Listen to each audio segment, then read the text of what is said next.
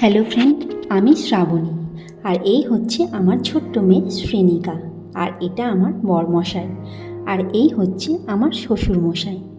তো এই চারজনকে নিয়েই আমার সংসার। আজকে আমি আমার সংসারের গল্প তোমাদের সাথে শেয়ার করব। আমি চাইবো তোমরা ভিডিওটা শেষ পর্যন্ত দেখতে থাকবে। তো আমার বিয়ে হয়েছে প্রায় 7 বছর হতে চলল। তো শ্বশুর শাশুড়ি আর স্বামী নিয়ে চারজনের সংসার ছিল আমাদের। তো সবারই মনে চিন্তা থাকে যে শাশুড়ি মা কেমন হবে, ভালো হবে না খারাপ হবে, সেটা নিয়েই সব মেয়েদের মনে চিন্তা থাকে। কিন্তু আমার সেই নিয়ে কোনো চিন্তাই ছিল না, কারণ আমার শাশুড়ি মা ছিল খুবই ভালো মানুষ। তো আমাকে সেরমভাবে কোনো কিছু করতে দিত না। তো নিজে থেকে যেটুকুনি করতাম সেটুকুনি। তো মাকে সবসময় বলতাম কি করব বলো। তো মা বলতো তুমিই তো পরে সব করবে, এখন আমি যতদিন আছি আমিই করি।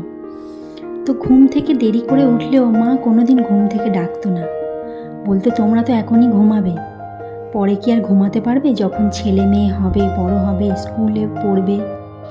তো আমাদের শাশুড়ি বৌমার সম্পর্কটা এরকমই ছিল, দুজনে মিলে একসাথে গল্প করা, একসাথে ঘুরতে যাওয়া সবাই মিলে সব সময়। তো মায়ের থেকে কোনো অংশে কম ছিল না আমার শাশুড়ি মা। তো এইভাবে খুব ভালোভাবেই আমাদের দিন যাচ্ছিল। তো আমার আবার ছোট মেয়ে হয় বিয়ের 4 বছর পরে। তো মেয়েকে নিয়েও মা খুব খুশি ছিল। তো মা মেয়েকে নিয়ে কত কিছু ভাবতো, এই করবে সেই করবে। মেয়ের যখন 1 বছর বয়স, মায়ের হঠাৎ করে শরীর খারাপ শুরু হয়। তো বিভিন্ন রকম রোগে মা জড়িয়ে পড়ে। প্রায় 2 বছর ধরে মাকে নিয়ে আমরা হসপিটাল ডাক্তারখানা ছোটাছুটি করি। তো আমার যে ছোট মেয়ে, দুধের শিশুটা মামার বাড়ি গিয়ে থাকতো না, মানে মায়ের কোল থেকে নামতো না, মামার বাড়িতে গিয়ে কাঁদতো, মানে মাকে ছাড়া থাকতোই না, কারোর কাছে থাকতো না। সেই ছোট্ট মেয়েটাও বুঝে গেছে যে মা হসপিটাল যাবে। তো এই ছোট মেয়েটাও মামার বাড়িতে গিয়ে দিব্যি থাকতো। তো ওকে রেখে দিয়ে হসপিটাল চলে যেতাম, সকালবেলা রান্না করে হসপিটাল চলে যেতাম, একেবারে রাতের বেলা আসতাম। রাতের বেলা আমার বর খাবার রান্না করে রেখে দিত, আসার পথে মেয়েকে নিয়ে চলে আসতো। তো রাতে তো আর মেয়ে থাকতো না মামার বাড়িতে। তো এইভাবেই দিন কাটছিল কিছুদিন। তো মা তো বিভিন্ন রকম রোগে জড়িয়ে পড়ে, হসপিটাল ভর্তি, অনেক দিন হসপিটালে ভর্তি ছিল। 15 দিন করে ভর্তি হয়, বাড়ি আসে আবার 15 দিন ভর্তি হয়। এরকম করে করে অবশেষে 6 মাস হলো প্রায় মা মারা গেছে। মা আর আমাদের মধ্যে নেই। তো প্রথম তো খুবই কষ্ট হতো, মানে মাথার ছাদ ভেঙে যাওয়ার মতো অবস্থা হয়েছে আমার। যেই আমি সেরকম কিছু করতামই না, সংসারের কোনো দায়িত্ব ছিল না, কিছুই ছিল না, মা সব কিছু করতো। তো আমি টুকিটাকি ঘর গোছাতাম, হয়তো সবজি কেটে দিলাম, মা রান্না করলো, এরকম। যেটা তরকারিটা আমি ভালো পারি, তখন মা বললো তুমি ওটা ভালো পারো, তুমি করো। তো রান্নারও আমার কোনো চাপ ছিল না যে আমাকে এটা করতেই হবে। তো সেই আমাকে এখন সংসারের পুরো হালটাই একা হাতে ধরতে হয়েছে।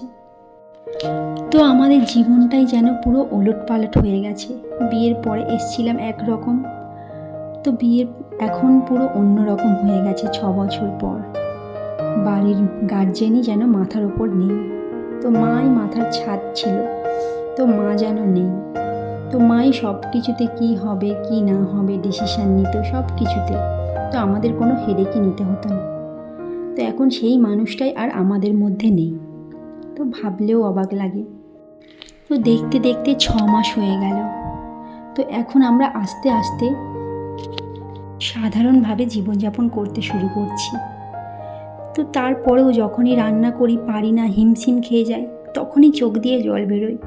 মনে হয় মা তুমি এত তাড়াতাড়ি কেন গেলে, আর তো কদিন থাকতে পারতে, কেন এত তাড়াতাড়ি চলে গেলে। তো যাই হোক, কিছু করার নেই।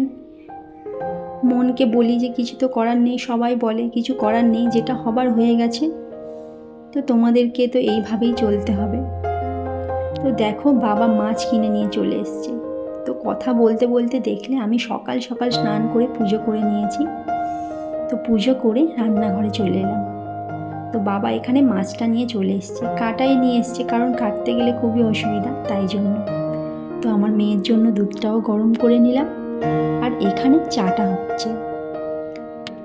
তো চাটাও হয়ে গেল, তো চাটা খেয়ে নিচ্ছি। ভাতটা ওখানে হচ্ছে দেখো গ্যাসে। তো ভাত বসিয়ে দিয়ে আমি চাটা খেয়ে নিচ্ছি, মাছটাও ধোয়া হয়ে গেছে, তারপর করব রান্না। তো আগের দিনের এই বাসি পরোটা ছিল আর ঘুগনি ছিল, তো এই একটা পরোটা চা দিয়ে খাচ্ছি। তো বাসি পরোটা দিয়ে সত্যি কথা চা খেতে আমার ভালোই লাগে। আর আগে বাসি জিনিস থাকলে মা খেত, তো মাকে বলতাম যে কেন খাচ্ছ, ফেলে দাও, বাসি জিনিস খেলে শরীর খারাপ হবে, খেও না। তো এখন নিজেই সেই বাসি জিনিসটা আমি খাচ্ছি। তো একটা কথা আছে না, যেটা বলে মানুষ সেটা সে নিজেই পরে করে, তো এখন তাই হয়েছে আমার। মাকে যেগুলো বারণ করতাম সেইগুলোই আমি করছি এখন।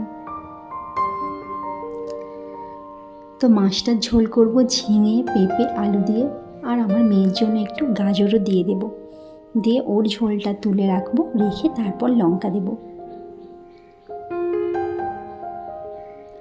আর তারপর লঙ্কাটা দিয়ে ঘেঁটে দেব, কারণ একসাথে লঙ্কা দিয়ে করলে আমার মেয়ে খেতে পারবে না। তো আগে ছোটোবেলাটাই আমার মেয়েকেও খুব যত্ন করতাম, যত্ন ওকে কি খাওয়ালে কি হয় সব সময় ওকে কোলে করে নিয়ে থাকতাম, খুবই যত্নে রেখেছিলাম, কখন কোনটা খাওয়াবো টাইমে টাইমে এরকম। তারপর পরিস্থিতির চাপে পড়ে সব কিছু যেন ওলটপালট হয়ে গেছে। তো আমার মেয়েটাও লাস্ট 2 বছর কাটিয়েছে উদ্বাস্তুদের মতো, এখানে ওখানে ঠিকঠাক করে ওকে সময়ই দিতে পারিনি, ওর খাওয়া দাওয়াও ঠিকঠাক করে দেখতে পারিনি, কোনো রকমে যা হয় তাই খেয়ে নেয় এরকম। ওকে ভালো করে দেখতেই পারতাম না, কারণ আমি তো হসপিটাল ছুটছি। তো একদিন আমি যাচ্ছি, একদিন বাবা যাচ্ছে, একদিন আমার বর যাচ্ছে, তো এরকম করে 3 জনে আমরা উল্টে পাল্টে যেতাম, কারণ একজনের পক্ষে প্রতিদিন তো যাওয়া সম্ভব না, তাই জন্য। তো মেয়েকে মামার বাড়িতে, মাসির বাড়িতে রেখে দিয়ে আমরা হসপিটাল চলে যেতাম, আর বিকালবেলা গেলে ঘুম পাড়িয়ে দিয়ে যেতাম, বাবা থাকতো ওর কাছে।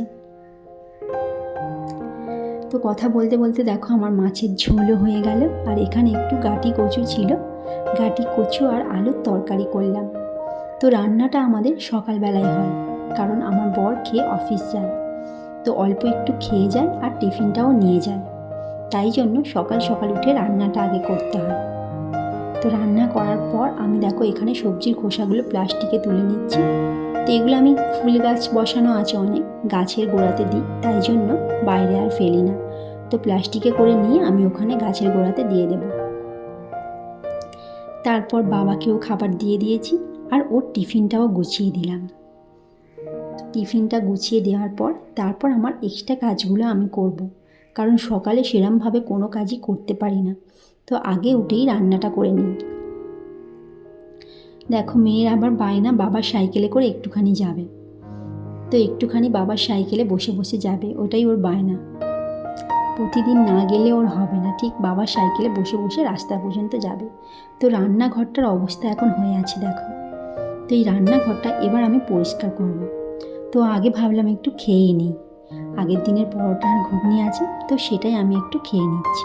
ফ্রিজে রেখে দিয়েছিলাম ঘুগনিটা, তো ওই ঘুগনি আর পরোটাটাই খেয়ে নেব। খেয়ে নিয়ে আমি এখানে রান্নাঘর পরিষ্কার করে নিচ্ছি। তো গ্যাসটা ভালো করে মুছে নিয়ে সব কিছু পরিষ্কার করে নিয়ে তারপর যাব আমার ঘরের বিছানা তুলতে, কারণ সকালেই উঠে যায়, তখন মাম্মাও ঘুমায়, ওর বাবাও ঘুমায়, তাই জন্য আর পরিষ্কার করা হয় না, বিছানাটা তোলা হয় না। তো বেলায় গিয়ে আমি বিছানাটা তুলি। তো মাম্মাকেও একটু ডিম সিদ্ধ খাইয়ে দিলাম, দিয়ে আমি স্নান করা জামা কাপড়গুলো মেলে দেব।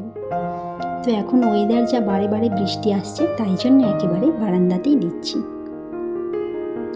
যাতে বৃষ্টি আসলেও আমাকে আর জামা কাপড় তুলতে না হয়। তো সেই কোন সকালে স্নান করেছি, এখনও দেখো মাথায় গামছা দেয়া, তো চুল আঁচড়ানোরও এখন সময় পাইনি। তো এবারে বিছানা তুলে তারপর একটু চুলটা আঁচড়াবো। তো ঘরটা পুরো অন্ধকার হয়ে আছে, তাই পর্দাগুলো সব খুলে দিলাম, দিতে দেখো ঘরে আলোই আলো হয়ে গেল। তো এবার বিছানাটা তুলে ভালো করে ঝেড়ে নেব, নিয়ে তারপর আমি চুল আঁচড়াবো। তারপর তো আমার মেয়েকে স্নান করানো আছে, খাওয়ানো আছে। ওকে খাওয়াতে গেলেই অনেকক্ষণ দেরি লাগে। অন্য অনেক বাচ্চারা আছে কি যারা খুব তাড়াতাড়ি খেয়ে নেয়, কিন্তু আমার মেয়েটা খুব নড়ে নড়ে খায়। খাওয়াতে গেলে ওকে 1 ঘন্টা সময় লাগে। তো ওকে খাওয়াতে গিয়ে অনেকটা টাইম আমার চলে যায় ওখানেই। তো আগে ভাবতাম এতক্ষণ ধরে তোকে খাওয়াবো না, আমার সব কাজের দেরি হয়ে যাচ্ছে। কিন্তু এখন ভাবি যতই দেরি হোক, তো মেয়েকে না খাওয়ালে হবে না ঠিক করে। আমার অন্য কাজের জন্য আমার মেয়েটা দেরি করে খায় বলে ওকে আমি খাওয়াবো না। তো এখন যতই দেরি হোক ওকে আমি খাওয়ানো পর্যন্ত বসে থাকি, বসে বসে ওকে খাওয়াই। কারণ আমার মেয়ের প্রতি অনেকটাই অবহেলা আমার হয়ে গেছে, হসপিটাল যাওয়া আসা সব কিছু নিয়ে। তো ওর পেছনে আমি 1 বছর কোনো টাইমই দিতে পারিনি ভালো করে। তো দেখো আমি শ্যাম্পু করেছিলাম আজকে, তো এই চুলটা আঁচড়াচ্ছি এতক্ষণের পরে। তো চুলটা আঁচড়ে একটু সিঁদুর পরে নিচ্ছি, নিয়ে তারপর আবার নিচে যাব মাম্মার কাছে। তো সারাদিনে চুল আঁচড়ানোর সত্যি কথা সময় পায় না। তো আজকে শ্যাম্পু করেছি বলে এখন চুলটা আঁচড়াচ্ছি, না হলে চুলটা পুরো ভিজেই গামছা জড়ানোই থাকবে, তাই জন্য। না হলে ওই দুপুর 2:30-3টে বেজে যায় স্নান করতে প্রতিদিন। তারপর মাম্মাকে ঘুম পাড়িয়ে দিয়ে 4টে নাগাদ চুল আঁচড়াই। তারপর রাত্রেবেলা একটু চুলটা বেনিয়ে শুয়ে পড়ি। তো এই 2বার চুলটা আঁচড়ানোর সময় পাই, সময়টা মানে করে নিতে হয়েছে, না হলে আমি সময় মানে পেতাম না। সময়টা আমি করে নিয়েছি। তো দেখো আমার চুল আঁচড়ানো, সিঁদুর পরা, টিপ পরা সব হয়ে গেছে। তো এবার আমি একটু আমার গাছগুলোতে জল দিয়ে দিচ্ছি। এই গাছ বসানোর নেশাটাও হয়েছে বছরখানেক মানে 3 বছর হয়ে গেছে। তো আমার যখন পা ভেঙে গেছিল, তখন আমি পা ভাঙা নিয়ে খাটে সবসময় বসে থাকতাম। আর বসে বসে তখন মনে হতো যে আমি গাছ বসাবো, গাছ লাগাবো। বসে বসেই তখন গাছ লাগানোর ইচ্ছাটা হয়েছিল। তারপরে আমি গাছ লাগাতে শুরু করি। দেখো এখন আমার কত গাছ হয়েছে। 2-3 বছর ধরে এই গাছগুলো কত বড় হয়ে গেছে। একটা একটা করে গাছ বসিয়েছি, চারিদিকেই আমার গাছ লাগানো আছে। আর এই গাছগুলোই যখন ফুল হয় এত সুন্দর লাগে না, কি বলবো। তো এখন দেখো আমার মেয়েকে আমি স্নান করিয়ে দিয়েছি। স্নান করিয়ে ওকে চুল আঁচড়ে সাজুগুজু করিয়ে দিচ্ছি। দেখো কত কি বলছে। আর ইদানিং কি হয়েছে, খালি বলবে বড় টিপ দাও, ছোট টিপ আর ওর ভালো লাগে না। তো আগে ছোট করে টিপ পরাতাম, এখন খালি বলবে বড় টিপ দাও। তাই জন্য কাজলের বক্সটা ধরেই ওকে আমি টিপ দিলাম।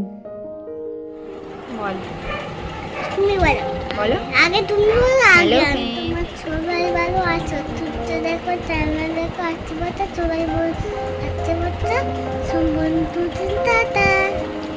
তোমরা সবাই কেমন আছো? সবাই কেমন আছো? ভালো আছো? ভালো আছো? সবাই ভালো থেকো। সবাই ভালো থাকো, তুচ্ছ দেখো চ্যানেল দেখো, আজকে বাচ্চা সম্বন্ধু টাটা। তো শুনলে আমার মেয়ের কথা। তো এখন আমি ওকে ভাত খাওয়াতে চলে এসেছি, মাছের ঝোল আর ভাত।